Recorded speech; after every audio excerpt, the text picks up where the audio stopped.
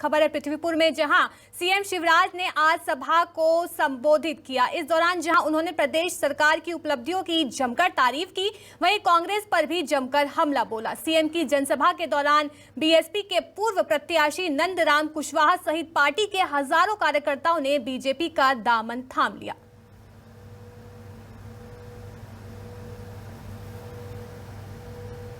जनसभा को संबोधित करते हुए पृथ्वीपुर में जनसभा को संबोधित किया। इस दौरान जहां उन्होंने प्रदेश सरकार की उपलब्धियों की जमकर तारीफ की, वहीं कांग्रेस पर भी उन्होंने जमकर हमला बोला है।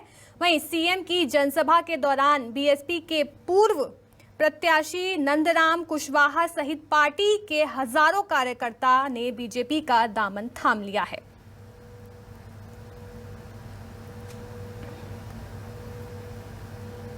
प्रधानमंत्री और मुख्यमंत्री स्ट्रीट वेंडर योजना, उस योजना में 10,000 रुपए का लोन जिसकी गारंटी मामा देगा और ब्याज भी भरवाएगा। कभी छोटे छोटे काम धंधा करने वाले जो हमारे साथी है, वो रोजगार से लग सके। मछली के तालाबों पर किसी दबंग की दबंगाई नहीं चलेगी। जो परंपरागत रूप से काम करते हैं वो करेंगे। सब्जी भाजी मछली और छोटे छोटे काम में लगे हुए लोग, उनका व्यवसाय सुरक्षित रहे, उसका इंतजाम किया जा रहा है।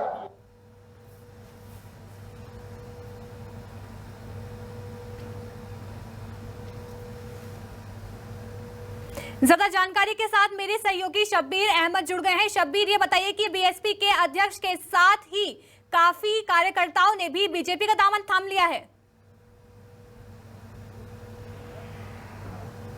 देखिए, नंदराम कुशवाहा हैं, इस इलाके के काफी बड़े नेता माने जाते थे बसपा के, लेकिन उन्होंने आखिरी समय में, चुनाव के आखिरी समय में बीएसपी का दामन छोड़ बीजेपी का दामन थाम लिया है। नंदराम कुशवाहा का इस इलाके में काफी पकड़ मानी जाती है, क्योंकि कुशवाहा वोट पृथ्वीपुर सीट पर 30,000 के करीब है और 2018 में नंदराम कुशवाहा ने बीएसपी के टिकट पर चुनाव लड़ा था और 30,000 से ज्यादा वोट लेकर आए थे। और इसी बात को ध्यान में रखते हुए बीजेपी के नेता उनसे संपर्क में थे और आज उन्होंने पार्टी ज्वाइन करी।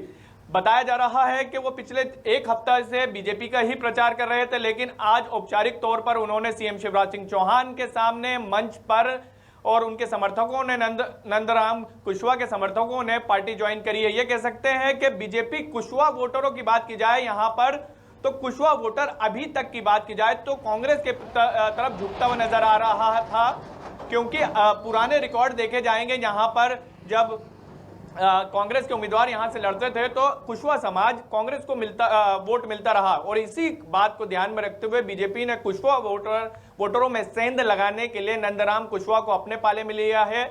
अब 30 तारीख को पता चल पाएगा कि कुशवाहा वोटरों में कितनी सेंध लग पाई है, लेकिन यहाँ के परंपरागत वोटर जो हैं, कुशवाहा वोटर जो हैं, वो कांग्रेस को जाते रहे हैं। और इसी बात को ध्यान में रखते हुए बीजेपी तमाम वो समीकरण बिठा रही है कि चाहे जातिगत समीकरण हो या फिर कोई भी वादे करने की बात हो, वो तमाम वादे किए जा रहे हैं, तमाम वो चीजें की जा रही है जिससे पृथ्वीपुर सीट जो कांग्रेस के पास पिछले 3 दशक से है, वो बीजेपी के पास आए।